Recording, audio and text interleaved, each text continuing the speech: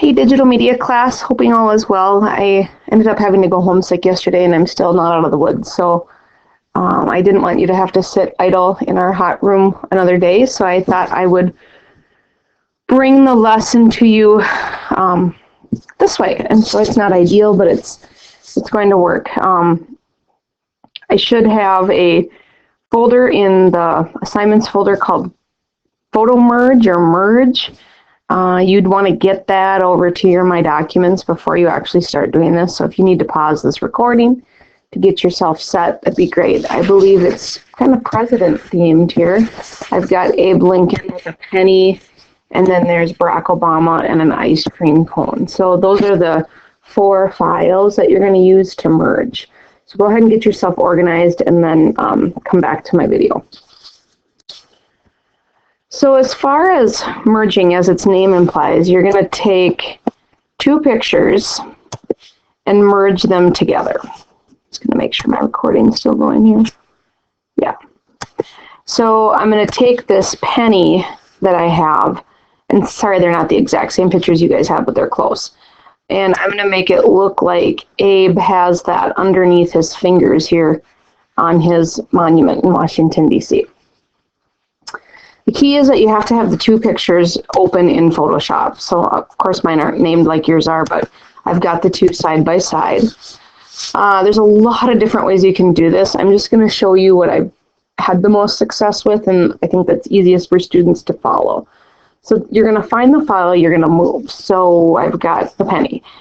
And the tab up here, you're going to want to right click on it. And you're going to want to move to a new window. And what that does is it just becomes a floating Photoshop window over your existing canvas. If ever you want to bring it back, you're not going to minus it because that would actually bring it down to the taskbar. Xing it would, of course, close it. The middle button will just fill the screen. So you don't want to do that. It's actually kind of tricky to explain. All you do is just drag it back and it's going to like magnetize to the top and it would become a tab again. But again, right click, move to new window, and we've got it floating. At this point, you could select it here. So like with any of your selection options that you've been used to using here, but you can also just click the move tool, drag and drop. When you do that, you can tell that my penny is really big, but you can also tell that it added another layer. You probably will have your background as layer 1. I just was doing this quick, so that's why I have 2 layers there, but your Abe Lincoln will probably be your background. So I'm technically done with this window, so I'm just going to zip it back up to the top and just work exclusively from here. So I just got to find the edge here. Make sure Show Transform Controls is checked. Now, when I brought it over, you can tell that the white background also came with it. We are not going to be worried about that because we can get rid of that really easy. I've, of course, moved and altered, so I'm going to go ahead and apply that transformation. I'm doing that with keyboard shortcuts, but apply that transformation. You're going to want to click the white. And so out of your 3 selection tools, I'm going to be honest, Magic Wand is going to work great here because I can just grab, and then I can press the delete key because I'm not deleting the layer because you'll notice it's still there. I'm just deleting portions of the picture. It's kind of like erasing all in one. That actually worked really well. Control D to get rid of your marching pants. So as I place this, I'm going to make it pretty small. Enter to apply. I want to make it look like Abe's fingers are curling over that penny. I'll zoom in so we can see what's going on a little bit better. We're getting down to pixels, and that's not the end of the world. Just try to keep your bearings straight here.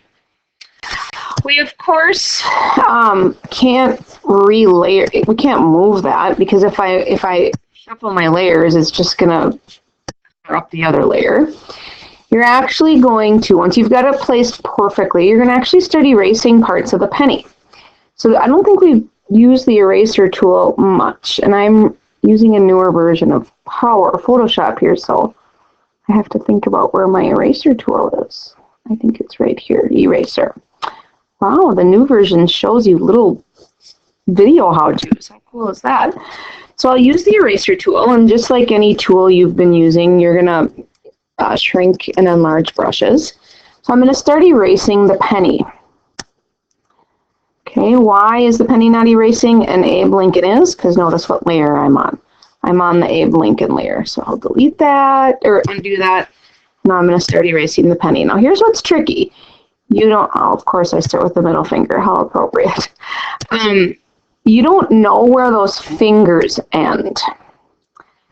And for it to look natural, you don't want to do something like this, because then we're erasing too far down. You can kind of tell where the fingers end with some shadowing. So what I like to do is actually shut the penny layer off momentarily. So to shut layers off, that's not deleting them, you just use this little eyeball over here. And this is hard to do on my recording, but I'm actually with my real finger, like my left hand, I'm gonna point my finger at the bottom of that pointer. So I'm gonna leave my finger on my screen. My actual finger is at the bottom of Abe Lincoln's pointer. I'm going to turn that layer back on, and then I kind of have a judge as far as how far down to go to erase. I'll do that same thing with Abe's middle finger. I'll shut it off. Obviously, the middle finger is a lot longer. So I'm going to bring my real finger down. There again, shut that layer off. Abe's ring finger. So I'm just with my real finger, I'm just pushing, I'm touching my actual monitor so I can see where they end. I hope that makes sense. Once you see one person doing it, look around the room. One of you is bound to get that.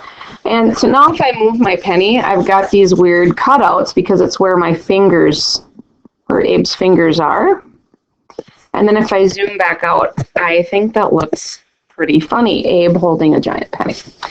So now we've got ham and cheese sandwich going on because we've got layers. So then you, of course, would save it as a Photoshop file. You'd save it as a JPEG file, override the changes because, yes, we know it already exists. And that's what you'll do. I don't have the Barack Obama and ice cream cone, but if you look at the picture, I want you to place the ice cream cone as if Barack Obama has got it in his hand. And so if you could, today during class, merge those two presidents, each holding objects, those finished JPEGs, you'll put into, of course, the PDF creator, name it your last name, merge, and submit it to the Dropbox. Now, I understand the Dropbox wasn't working in the previous days. I think that has been resolved. Worst case scenario, if you can't get to it today, we're going to have a mustard day tomorrow. And yes, even if I'm still sick, I'm literally delivering sandwiches to school. But I hope to be there tomorrow. I should be. So it's going to be mustard day so we can catch up on all of this. We're going to have sandwiches and finish the homecoming week strong. So thanks for watching. Thanks for being awesome. I hope to see you guys tomorrow.